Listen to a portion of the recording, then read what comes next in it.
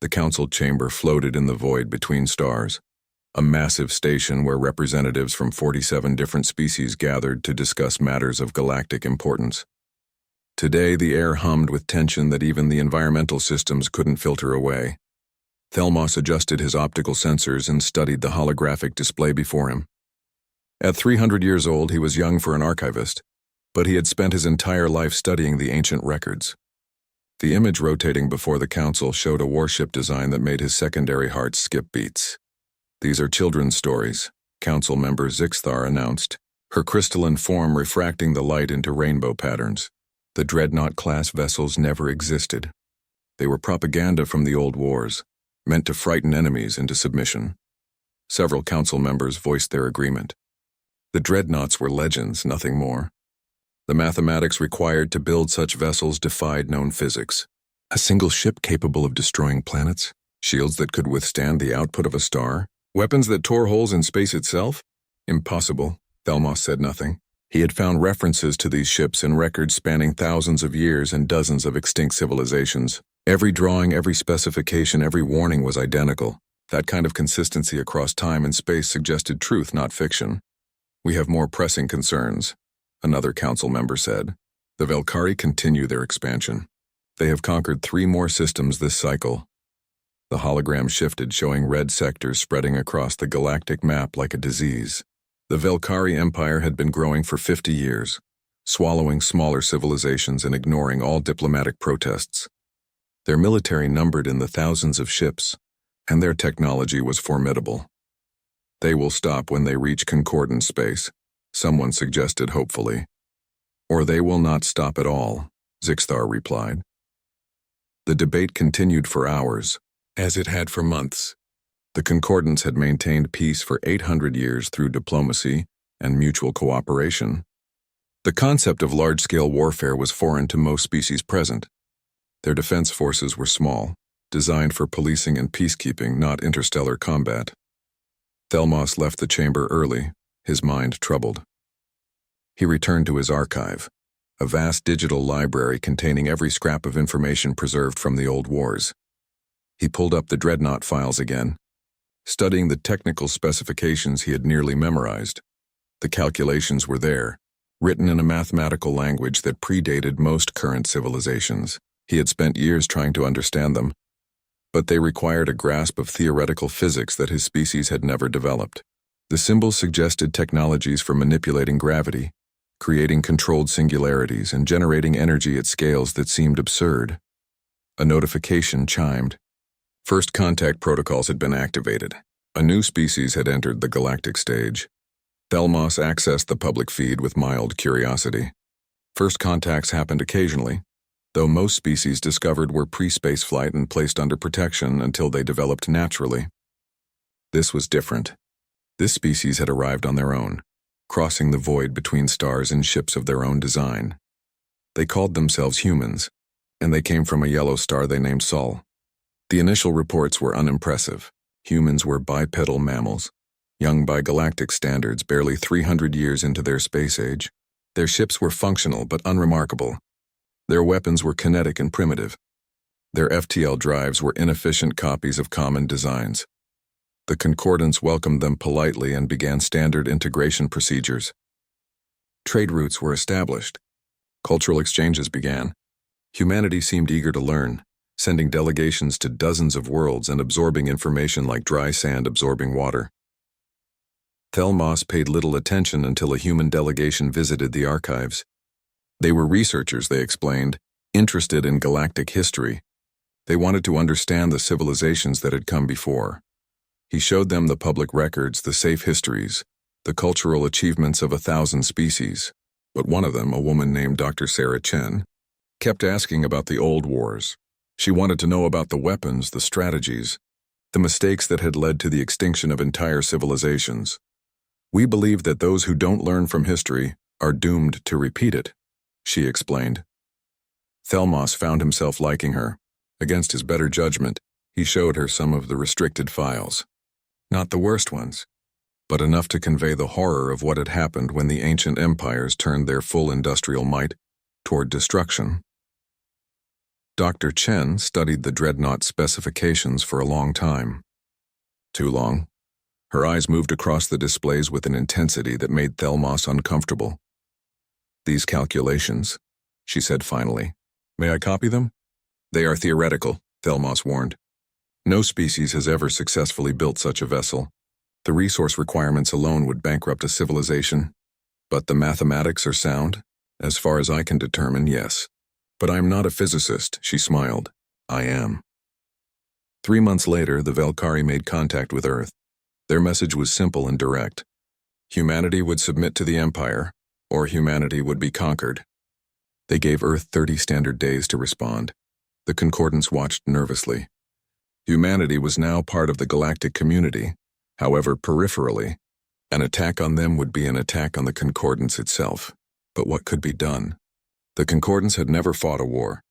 Their fleet was designed for ceremony and patrol, not combat. Humanity's response came on the 29th day. Admiral James Chen, Sarah's father, delivered it personally to the Velkari ambassador. "Humanity respectfully declines your offer." "We will remain free," the Velkari ambassador laughed. It was a harsh sound that echoed through the translation systems. "You have 50 ships. We have thousands. You are children playing with toys. We will crush you, and then we will take what remains."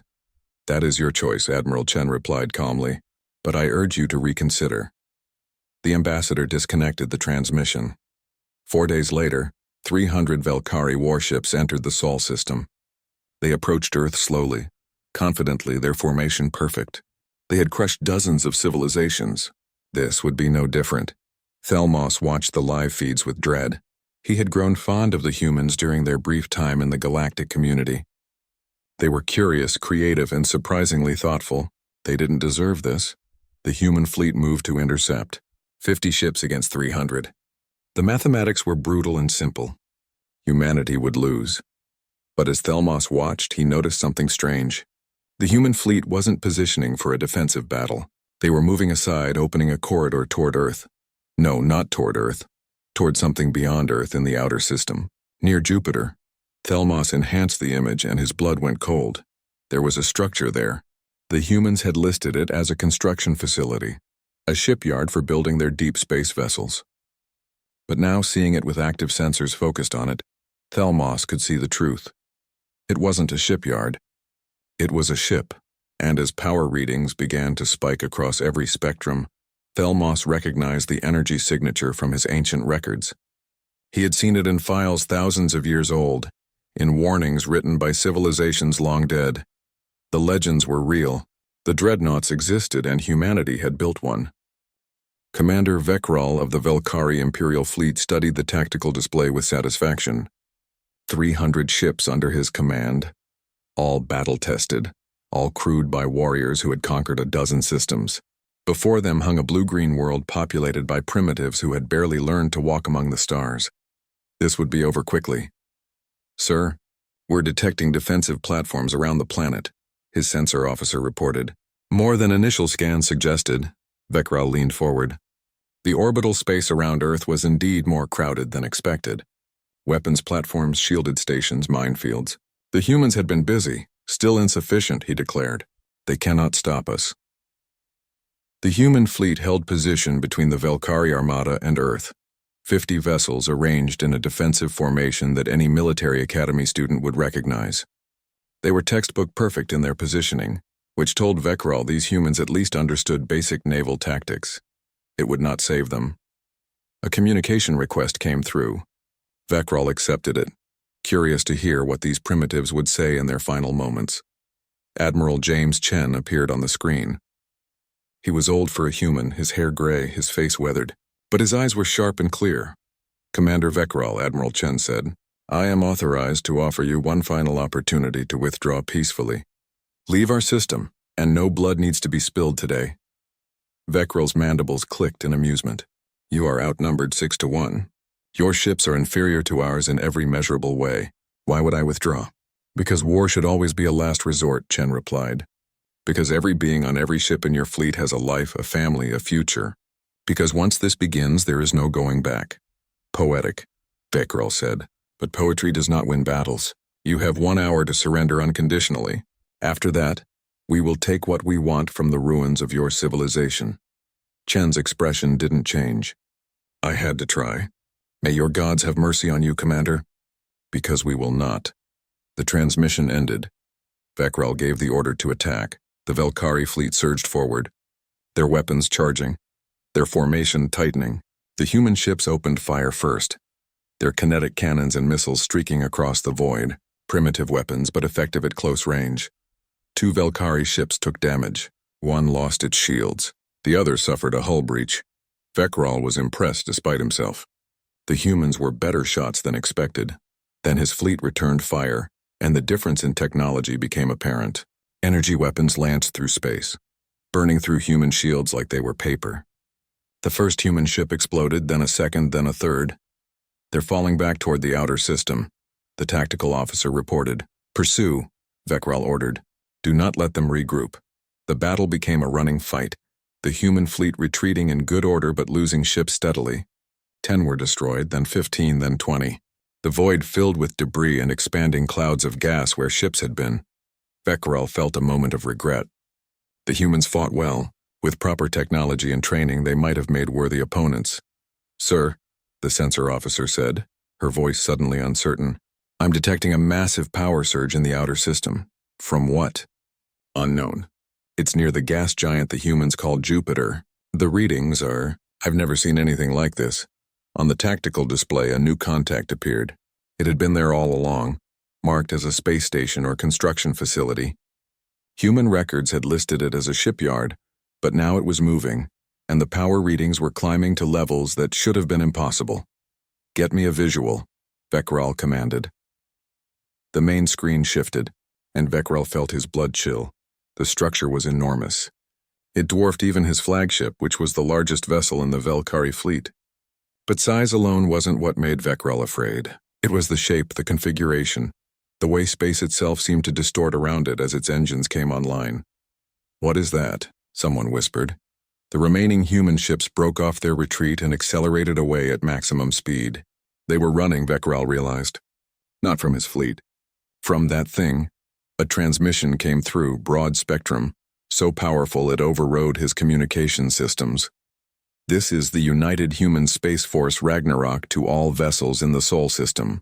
You have entered Earth space with hostile intent and engaged our fleet in combat. By the authority granted to me, I am authorized to use any means necessary to defend humanity. You have 30 seconds to begin retreat procedures. The voice was calm, almost friendly. It belonged to a woman named Captain Rodriguez, according to the identifier. Sir, we outnumber them, the tactical officer said. Even with that ship, we still have numerical superiority. Vekral stared at the display. Every instinct screamed at him to retreat, but he had his orders. The Empire did not withdraw. The Empire did not show weakness. All ships target that vessel, he commanded. Concentrate fire. The Velkari fleet obeyed. 300 ships turned their weapons on the massive human vessel. Energy cannons, plasma torpedoes, quantum disruptors. Everything they had. The barrage that struck the Ragnarok would have vaporized a planet. The human ship's shields lit up like a blue sun, absorbing the impact. The light was so bright that Vekral's screen automatically dimmed to protect his eyes. When the light faded, the Ragnarok was still there. Undamaged. Impossible, Vekral breathed. Time's up, Captain Rodriguez said. The Ragnarok opened fire. The first weapon was something Vekral had never seen before. It looked like a distortion in space itself, a ripple that expanded outward from the human ship. When it hit his forward elements, 10 ships simply crumpled, their hulls crushed by forces that made gravitational fields look gentle. The second weapon was worse. Missiles streaked from the Ragnarok, but these weren't normal missiles. When they detonated, they created tiny black holes that lasted only seconds. But seconds was enough. Ships were torn apart, pulled into impossible angles, and compressed into singularities before the black holes evaporated. The third weapon was pure energy, coherent beams of such intensity that they punched through shields, through armor, through entire ships, and kept going. A single shot destroyed 3 vessels in a line. The Velkari fleet scattered, all formation lost, all discipline forgotten. Ships tried to flee in every direction. The Ragnarok pursued. It moved with impossible grace for something so large. Its weapons fired continuously, each shot precisely targeted, each shot a kill. There was no wasted ammunition, no missed opportunities. Vekral watched his fleet die. He watched 300 ships, the pride of the Empire, reduced to wreckage in a matter of minutes. His own flagship shook as something hit their engines. "We're losing power," engineering reported. "Hull breaches on decks 7 through 12. "Retreat," Vekral ordered. "Everyone, full retreat. Get us out of this system." Only 3 ships managed to jump to FTL. Vekral's flagship was one of them. Behind them, the Sol system fell silent except for the expanding debris clouds where a fleet had been. Across the galaxy, Thelmos sat in his archive, hands shaking. He had watched the entire battle through the Concordance observation feeds. He had watched his species' worst nightmare come to life. The dreadnoughts weren't myths. They weren't legends. They were human engineering, human mathematics, human determination made real. Humanity had read the old warnings and decided to build the very weapons that had once nearly destroyed the galaxy. But they had done it not out of aggression but out of preparation. The scariest part, Thelmos realized as he reviewed the design specifications he had shared with Dr. Chen, was this. The Ragnarok was only one ship, and according to the construction records he was now frantically pulling up, humanity was building more. The emergency session of the Galactic Concordance Council was the most attended in 800 years. Every species sent representatives. Many leaders came in person. The chamber buzzed with 1,000 different sounds as species debated, argued, and tried to understand what they had witnessed. Thelmos stood before the assembly, his presentation floating in holographic displays visible to everyone. Battle footage from the Sol system played on loop. The Ragnarok, beautiful and terrible, moved through the Velkari fleet like a predator among prey. 47 minutes, Thelmos said, his voice amplified across the chamber. That is how long it took one human vessel to destroy 297 Velkari warships. 3 escaped to carry word of their defeat. Council member Zixthar's crystalline form refracted light in agitated patterns. You showed them the dreadnought specifications. You gave them the tools to build this weapon. I showed them historical records, Thelmos replied. I did not believe any species could actually construct such a vessel. The resource requirements alone should have been impossible. A single dreadnought requires more rare elements than most civilizations gather in a century. Yet humans managed it, another council member said. How? A new voice interrupted the discussion. May I address the council? Every censor and I turned to the speaker. Admiral James Chen stood at the entrance to the chamber, flanked by 2 human guards. He wore a crisp uniform with medals. That meant nothing to most species present, but suggested a long military career. The council recognizes Admiral Chen of Humanity, the council speaker announced. Chen walked to the center of the chamber with confidence. He did not seem intimidated by the hundreds of eyes watching him. You want to know how we built the Ragnarok? Chen said. The answer is simple. We decided it was necessary and we committed every resource we had to make it happen. We stripped asteroids. We built foundries in deep space. We developed new mining techniques, new manufacturing processes, new everything. It took us 30 years and the combined effort of billions of people. 30 years. Zixthar sounded shocked. We have species who take longer than that to decide on architectural standards. Chen smiled slightly. Yes, we noticed. Your bureaucracy is very thorough. This weapon, the council speaker said carefully, it is beyond anything we have seen in recorded history. You could threaten entire civilizations with it. We could, Chen agreed. We won't. How can we trust that? Because of why we built it, Chen replied. He gestured and his own holographic presentation appeared. It showed Earth vulnerable and alone, surrounded by a galaxy full of species with thousands of years more experience. We are new here, Chen continued. We are young, we are inexperienced, and we are weak by galactic standards. We saw how the Velkari were expanding. We saw how the Concordance debated and discussed but never acted. We learned that in this galaxy, being peaceful and being defenseless are not the same thing. He pulled up images from the archives, the same histories Thelmos had shown his daughter. Extinct civilizations, burned worlds, species that had trusted in diplomacy right up until the moment they were conquered. We read your histories, Chen said. We saw what happened to species who could not defend themselves. We saw what happened when evil rose and no one had the power to stop it. We decided that would not be us. We would never be helpless. The chamber was silent. Every being present had studied the same histories. Every species knew the fear of extinction. But only humanity had responded by building weapons that could threaten the entire galaxy. You have one dreadnought, Zixthar said. That is already more than any species should possess. We have 4 more under construction, Chen replied calmly. The chamber erupted in chaos. Voices in 100 languages demanded explanations, threatened sanctions, called for immediate action. The noise was overwhelming. Chen waited for it to die down. We call it the doctrine of overwhelming response, he said. If you come to our home with peaceful intentions, you will find no more welcoming species in the galaxy. We will trade fairly, share knowledge freely, and work tirelessly for mutual benefit. But if you come with weapons, if you threaten our people, if you try to take what is not yours, you will face a response so overwhelming that you will regret ever learning our name. And if you turn these weapons on us, someone shouted. If humanity decides to conquer rather than defend, then you will do what you should have done to the Velkari decades ago, Chen replied. You will unite against us. You will fight with everything you have, and maybe if we become the monsters you fear, you will stop us, he paused, looking around the chamber. But consider this, he continued. We had the power to destroy the entire Velkari fleet. We chose to let 3 ships escape. We could have pursued them back to their home systems. We chose not to. Power without restraint is tyranny. We understand that. We live by it, Thelmos spoke up. The specifications you used. They were incomplete. How did you solve the graviton containment problem? Every ancient civilization that attempted dreadnought construction failed at that stage. Chen looked at him with respect. Dr. Sarah Chen, my daughter, led the physics team. She said the ancient civilizations were trying to contain the graviton field. She realized you don't contain it. You channel it. Instead of fighting the forces involved, you work with them. She published her dissertation on it if you want the technical details. Your species has had spaceflight for barely 300 years, Zixthar said. How can you possibly have surpassed civilizations with 10,000 years of development? Because we had to, Chen replied simply. Necessity drives innovation faster than curiosity alone. We didn't have 10,000 years.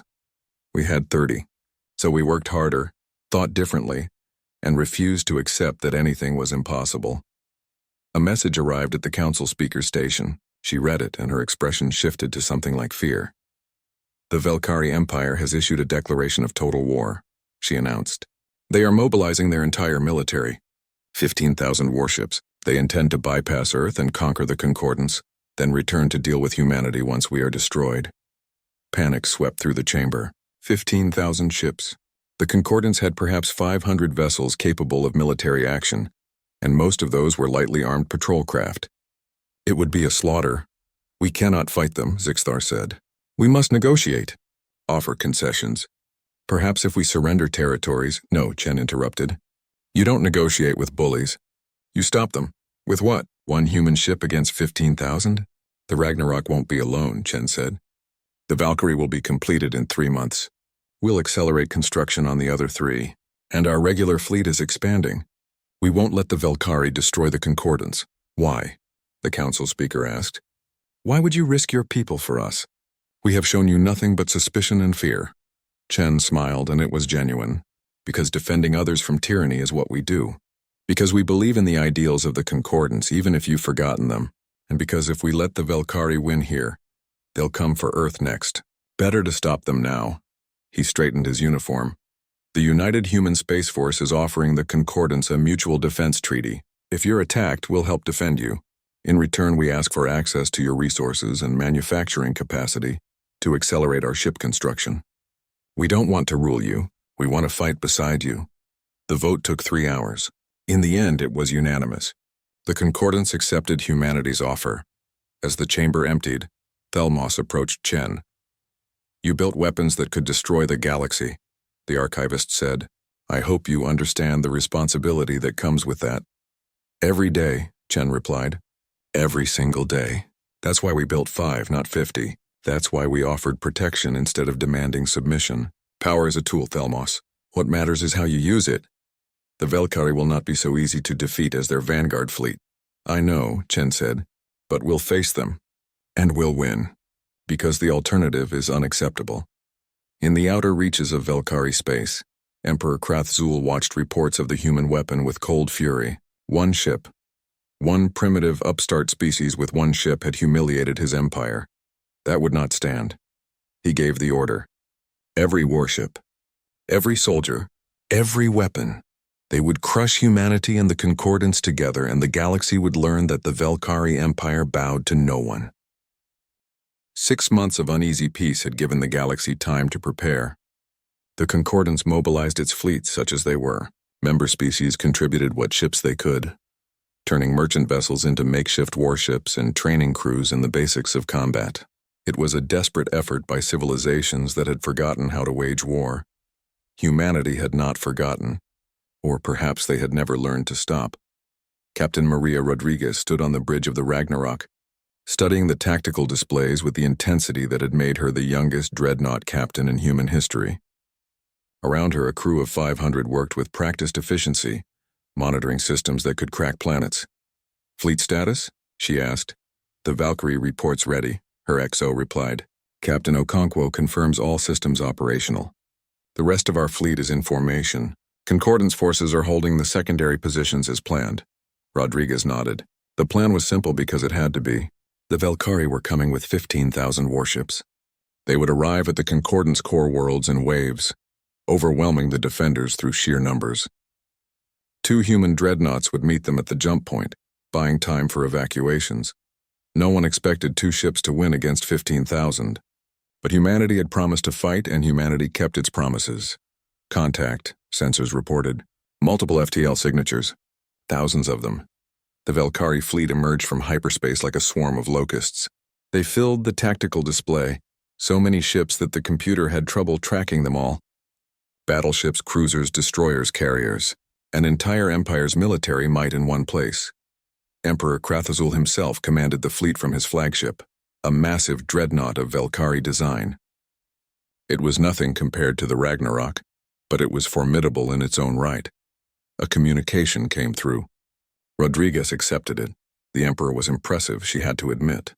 His chitinous armor gleamed, and his multiple eyes fixed on her with intelligence and fury. "I am Emperor Krathzul of the Velkari. You are the humans who destroyed my fleet at Earth. Captain Maria Rodriguez of the UHSF Ragnarok. You sent your fleet to conquer Earth. We defended our home. And now you stand between us and the Concordance," Krathzul observed. "2 ships. Do you truly believe you can stop us?" "I believe we'll die trying," Rodriguez replied calmly. "Your fleet can go around us. It will cost you weeks of travel time, but you can avoid this battle. Or you can try to go through us, and I promise you it will be the most expensive victory you've ever won." Krathzul's mandibles clicked in what might have been laughter. "I have 15,000 ships. You have 2. The mathematics are clear." "Mathematics don't account for will," Rodriguez said. "But if you want to test that theory, I'm ready when you are." The transmission ended. "All weapons free," Rodriguez ordered. "Prepare for engagement. Today we remind the galaxy why humanity builds ships like this." The Velkari fleet advanced in a wall of steel and fury. They opened fire at maximum range, thousands of weapons creating a light show that would have been beautiful if it wasn't meant to kill. The Ragnarok and Valkyrie moved to meet them, their shields flaring as energy washed over them. The dreadnoughts returned fire and Velkari ships began dying. But there were so many. For every ship destroyed, 5 more took its place. The Velkari didn't care about losses. They had numbers, and they would bury the human ships under sheer mass if necessary. "Valkyrie is taking heavy fire," sensors reported. "Her forward shields are at 60%. Rodriguez watched Captain Okonkwo's ship maneuver, trying to present its stronger side armor to the enemy. The Valkyrie was the newer of the 2 dreadnoughts, but she was also less battle-tested. Her crew was skilled, but they lacked the experience that came from actual combat. "Move to support," Rodriguez ordered. "Cover their flank." The Ragnarok shifted position, putting itself between the Valkyrie and the heaviest concentrations of enemy fire. The graviton cannons fired continuously, creating zones of crushing gravity that turned enemy ships into compacted debris. Singularity missiles detonated in carefully plotted patterns, their temporary black holes creating chaos in the Velkari formations. But it wasn't enough. "Valkyrie's main reactor is fluctuating," the XO reported. "They took a hit in their power distribution network." Rodriguez swore under her breath. A damaged reactor meant the Valkyrie couldn't maintain full power to weapons and shields simultaneously. They would have to choose, and either choice could be fatal. Valkyrie is requesting permission to withdraw, communications reported. Rodriguez wanted to say yes, wanted to let the younger captain live to fight another day, but if the Valkyrie withdrew, the Ragnarok would be alone against 15,000 ships. Before she could respond, another alarm sounded. Multiple FTL signatures, sensors called out. 3 contacts, massive energy readings. They're matching dreadnought profiles. Rodriguez felt hope surge in her chest. It's Titan, Leviathan, and Olympus. They're 8 weeks ahead of schedule. On the tactical display, 3 more massive vessels emerged from hyperspace. They were fresh from the shipyards, their armor gleaming, their weapons charged and ready. Behind them came 200 human warships, the entire battle fleet that Earth could spare. Admiral Chen's face appeared on every screen. He looked older than Rodriguez remembered, but his eyes burned with determination. "Sorry we're late," he said. "We heard you could use some help. All ships weapons free. Show them what happens when you threaten Earth's allies."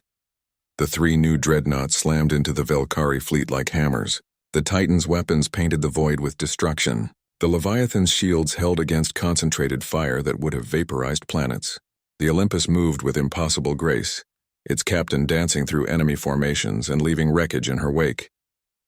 The human fleet followed, smaller ships diving into gaps created by the dreadnoughts, targeting enemy vessels with precision strikes. They were outnumbered still, but the odds had shifted from impossible to merely desperate. Emperor Krathzul watched his fleet begin to falter and felt something he had never experienced before. Doubt. "All forces, concentrate fire on the wounded dreadnought," he ordered. "If we can destroy one, the others will fall back." The Valkyrie fleet obeyed, thousands of ships turning their weapons on the Valkyrie. Captain Okonkwo's ship shuddered under the assault, shields failing, armor melting. "Valkyrie is critical," Rodriguez's XO reported. "They're losing life support on multiple decks." Rodriguez made her decision.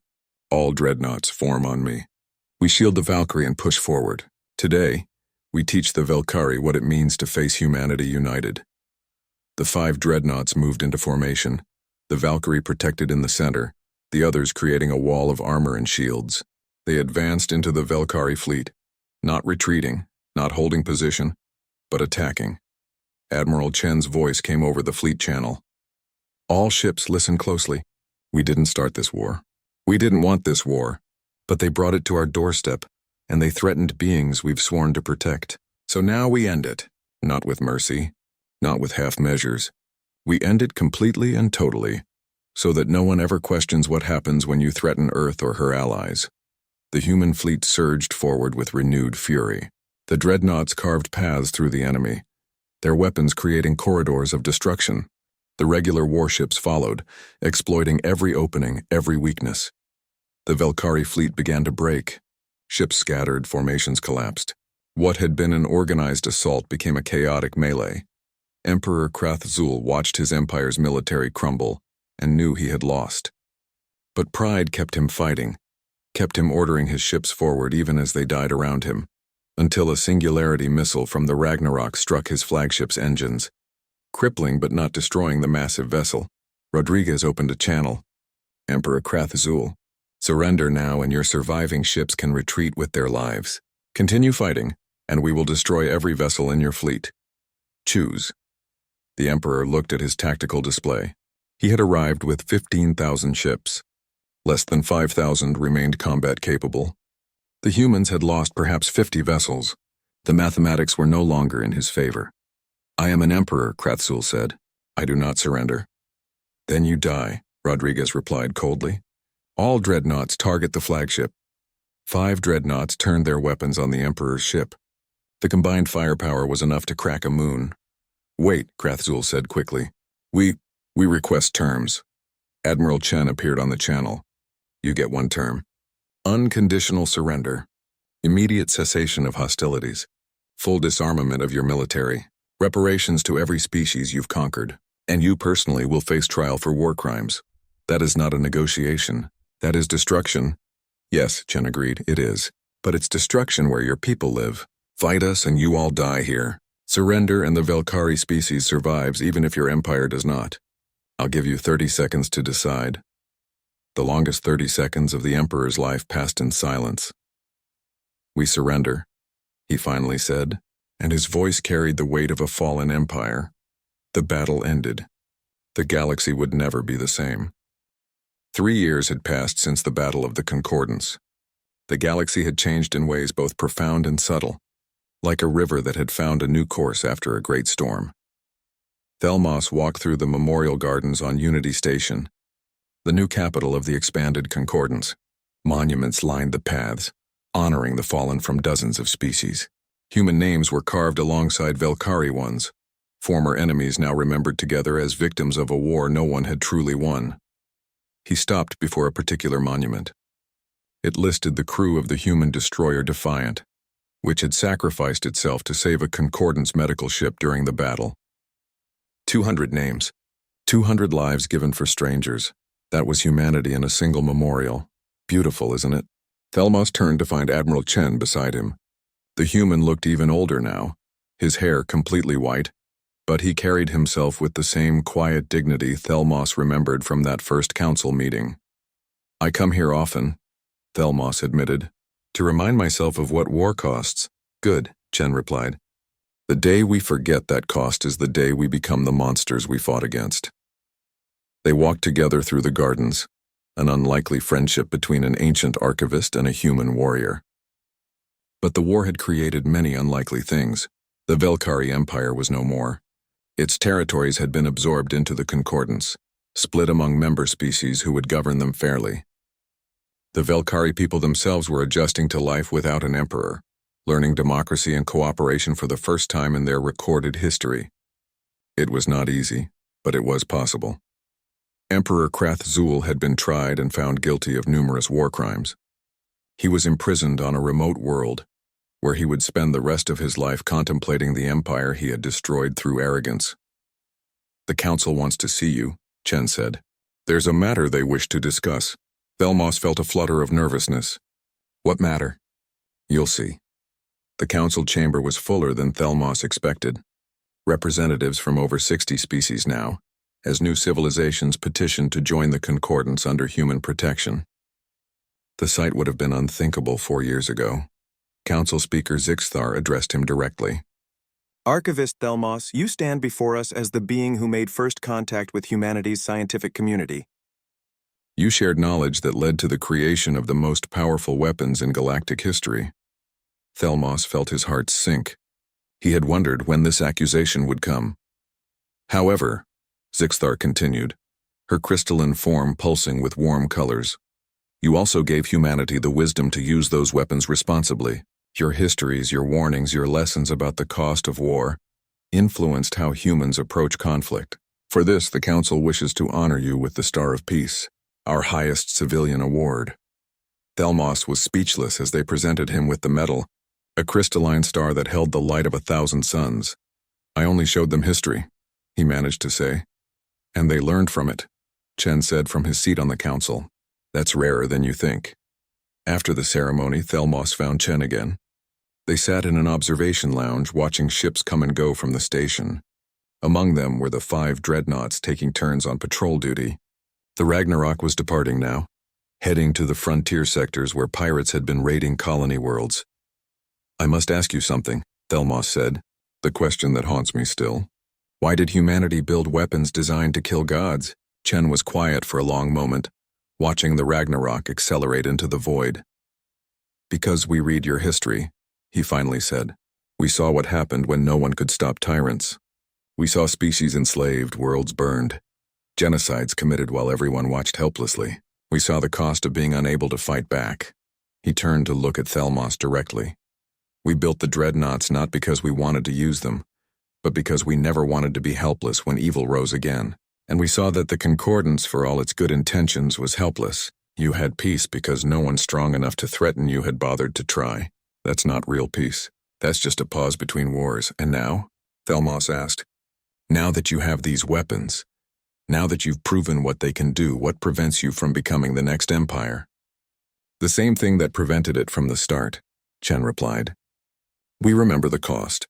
Every dreadnought captain is required to spend 1 month every year working in the memorial services, cataloging the dead, meeting with survivors. We make sure our people with the most power never forget what that power can do. It's a heavy burden. Yes, Chen agreed, but someone has to carry it. Better us than someone who wants to use it for conquest. A young officer approached them, a human woman with captain's insignia. She saluted Chen crisply. "Admiral, the Titan is ready for your inspection." "Thank you, Captain Williams. I'll be along shortly." The captain left and Chen stood, straightening his uniform. "You're still working?" Thelmos asked. "I thought you would retire." "I tried," Chen admitted. "Lasted 2 weeks before they dragged me back. Too many new captains to train. Too many new dreadnoughts being commissioned. Yes, we're building more." "How many?" 6 is under construction. "The Peacekeeper." "After that, we'll evaluate whether more are needed. We're also beginning a technology sharing program with interested concordant species. We won't give away dreadnought construction, but we'll help others improve their defenses." "Some species fear you," Thelmos said. "They see humanity's power and worry about the future." "Let them fear," Chen replied. "Fear can be healthy if it makes people think carefully about their actions. But we'll prove ourselves through deeds. Every time a colony is threatened, we'll be there. Every time a species faces extinction, we'll offer shelter. Eventually, they'll see that we mean what we say. And if another threat rises, something even you cannot stop." Chen smiled grimly. "Then we'll build bigger ships. Humanity's great talent, Thelmos, is that we never accept the impossible. If something can't be done, we figure out how to do it anyway. That's how we built the dreadnoughts. That's how we'll face whatever comes next." Weeks later, Thelmos stood in his archive, reviewing requests from 17 species who wanted to join the Concordance. All of them cited human protection as a primary reason. The galaxy was reorganizing itself around a simple truth. Humanity had become the guardians whether they wanted the role or not. He pulled up the dreadnought files, the ancient specifications that had started everything. Beside them, he began a new file. This one would document humanity's rise, their choices, their restraint. Future generations would need to understand how a young species had gained godlike power and chosen to use it for protection rather than conquest.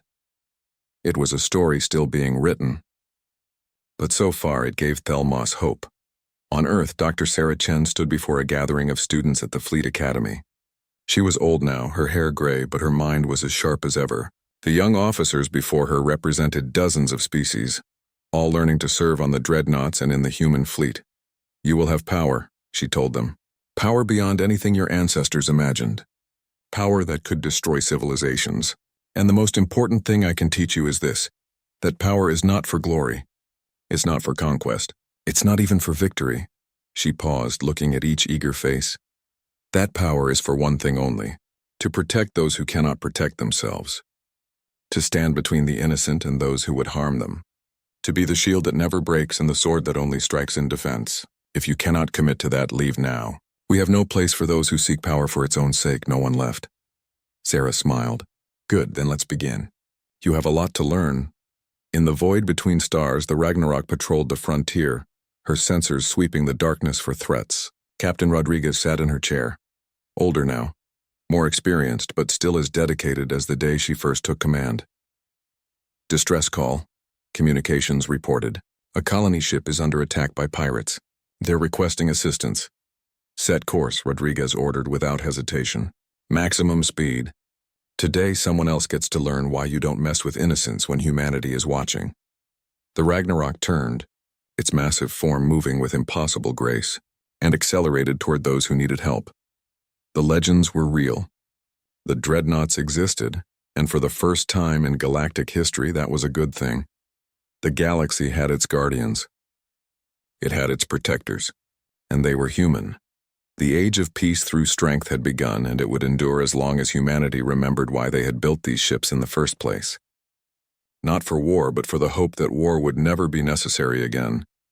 That was the human way. That was the promise they had made to the galaxy, and humanity always kept its promises.